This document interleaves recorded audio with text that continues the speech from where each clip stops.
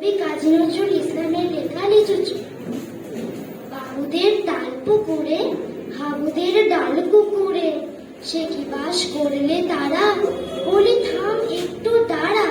পুকুরের ওই গাছে না লিচুর এক গাছ আছে না, কোথা না আসতে গিয়ে ইয়া বড় কাস্তে গাছে গো যেই চড়েছি, ছোট এক ডাল ধরেছি, ও বাবা মরাত করে পড়েছি সরাত জোরে।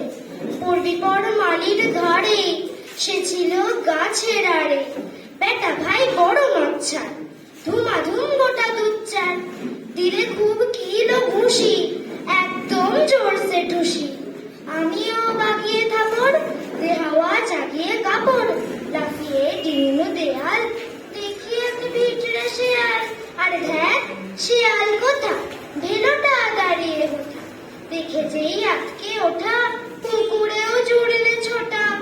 আমি কই গম্ম কাবার, পুকুরেই করবে সাবার, বাবা গো মা গো বলে পাঁচিলের ফকুল গুলে ঢুকি গিয়ে পোষদের ঘরে, যেন প্রাণ আসলো ধরে।